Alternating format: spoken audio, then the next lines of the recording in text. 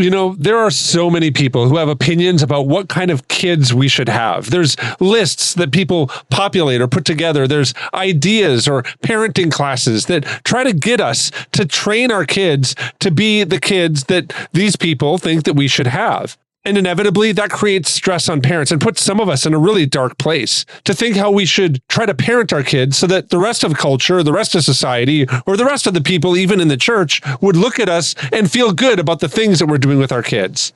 Well, today on the Celebrate Kids podcast, in our daily segment, Facing the Dark, we're going to look at one of these lists that somebody that's a believer and means incredibly well for parents put together to help guide parents in a specific way. But his list includes 21 qualities that he believes that parents, especially dads, should include and infuse into their parenting so that their kids adopt those characteristics.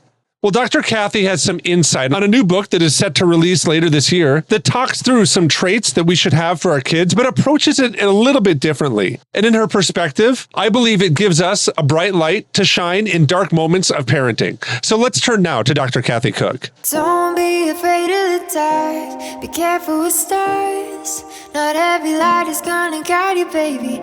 Not every light is gonna guide you.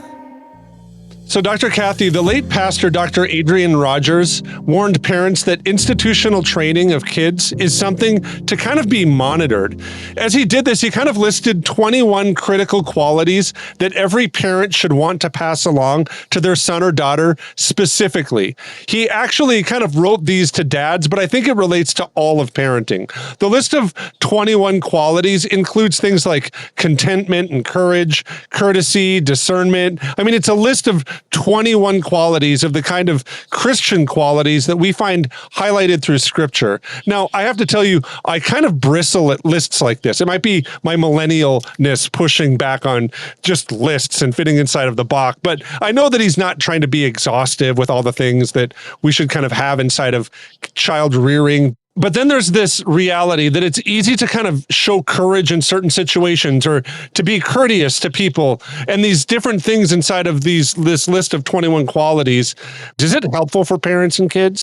It's such an interesting dilemma, right? Because my newest book, which is coming out in November, Parent Differently, Raise Kids with Biblical Character That Changes Culture, includes 48 character qualities and a list of my baker's dozen.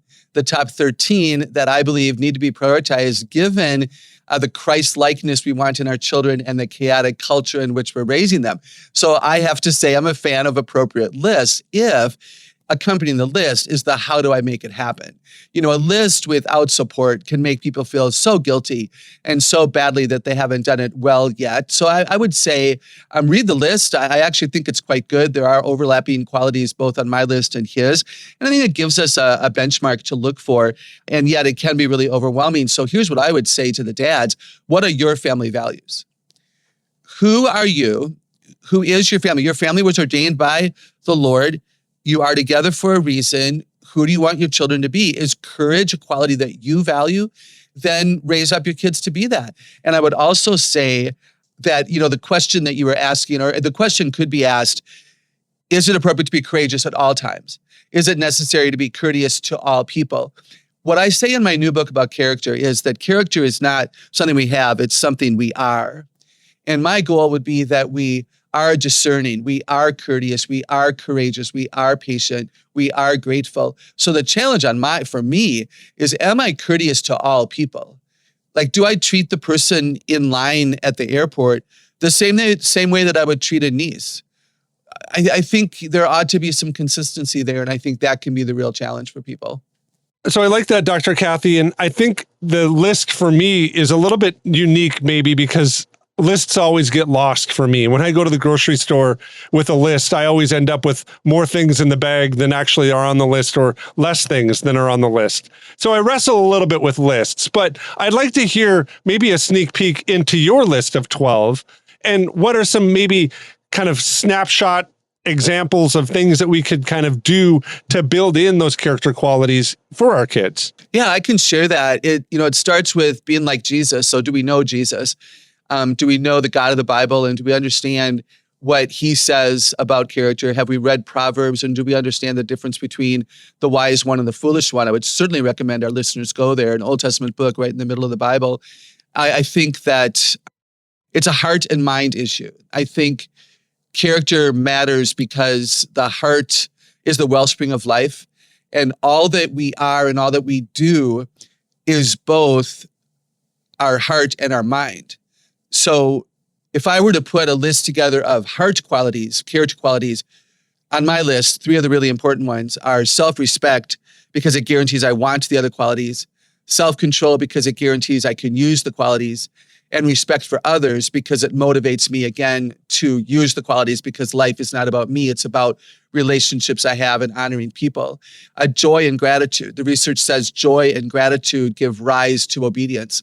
So in my list, I prioritize joy and gratitude. Do we model those for our children? Do we not just expect mandatory thank you notes after a gift, but do we live a life of true gratitude? And when sometimes I'm asked, how do I lead my children into that? And let me say that leading is walking with. Leading is not walking ahead of and simply demonstrating who we want them to be. But if you look up leading in a dictionary, it's walking with, side by side, demonstrating who we are. Like, are we good people? You're not going to be a better parent than you are a person. So are you a decent man, a decent woman? If the moms are listening to this, I'm sure they are. And then will we be able to walk with our children so that they understand the value of the qualities that we're exhibiting? So Dr. Kathy, I really appreciate that. And I think that's kind of a list that I could kind of attack. It's 3 things on the list. I can go to the store kind of and get that, so to speak. But maybe I should kind of explain to you why I have such a problem with grocery store lists. And maybe you can kind of tell my wife about this a little bit. But I feel like whenever somebody creates a grocery store list, they do it because they want to get the items that are on the list for themselves. And I think sometimes maybe in parenting, we create lists maybe for our kids of traits that we want to see them exhibit, maybe a little bit for ourselves. So I'd like to hear you kind of speak to this idea of when we look at creating kind of lists like this, lists or qualities or characteristics we would like to kind of infuse maybe into our kids, to use that word. What would be kind of a kid-centric way of approaching this? What traits would kids say that they would like to have? What are your thoughts on that idea?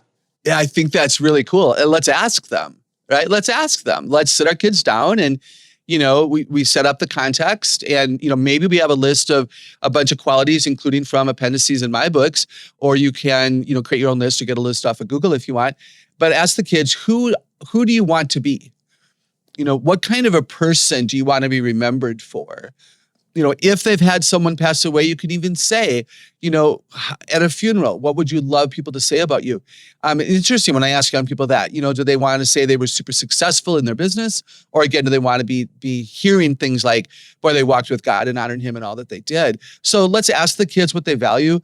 I would say in our culture, kindness and compassion are huge. Compassion is huge. Compassion for the confused, compassion for the overwhelmed, compassion for the lost, compassion for those in a different economic state. So to have compassion, to have gratitude, to be courageous, to be discerning, these are qualities that I think are important. And let's see if our kids would say that. And if they don't, then let's teach them why what we value matters so that they invest with us.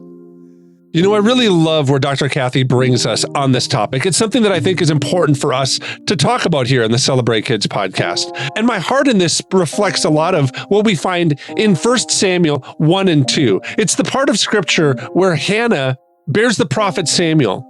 And in this moment, Hannah is expected to kind of carry a certain look or perspective or traits as a young woman in that time period. But Hannah's devotion is to the Lord. And out of response for the way that the Lord answers her prayer, Hannah prays this prayer.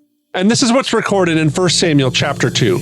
Then Hannah prayed and said, "My heart rejoices in the Lord. In the Lord my horn is lifted high.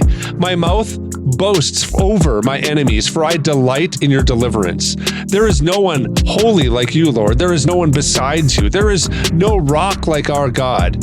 Do not keep talking so proudly, or let your mouth speak such arrogance, for the Lord is a God who knows, and by him deeds are weighed. The bows of the warriors are broken, but those who stumbled are armed with strength. Those who were full hire themselves out for food, but those who are hungry no more.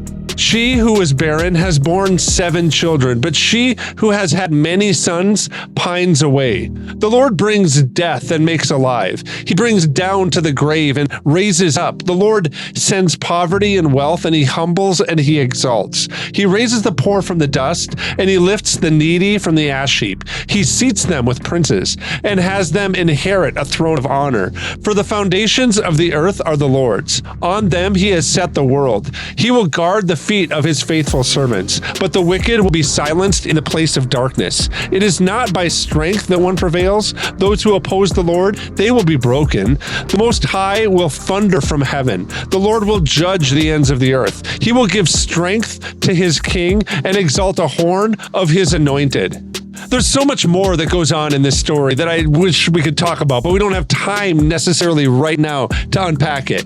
But I think that the way that Hannah unpacks her anguish in not meeting kind of the cultural expectations that the culture had set out for her, and actually the refocusing of her expectations to be ones that fall underneath and are subservient to the Lord and his design and plan. Well, I just think that the testimony of Hannah is something that is a bright light that shines and cuts through dark moments. And it's a bright light for us as we look forward to this next week, no matter what place the Lord has you in. May your heart be like Hannah's that just seeks to honor and serve the Lord. And that will be a bright light for whatever cultural context you're in. I want to thank you for listening to the Celebrate Kids podcast in our daily segment, Facing the Dark today. My name's Wayne Stender, and on behalf of Dr. Kathy, I want to say thanks for listening, and we're looking forward to seeing you here again tomorrow.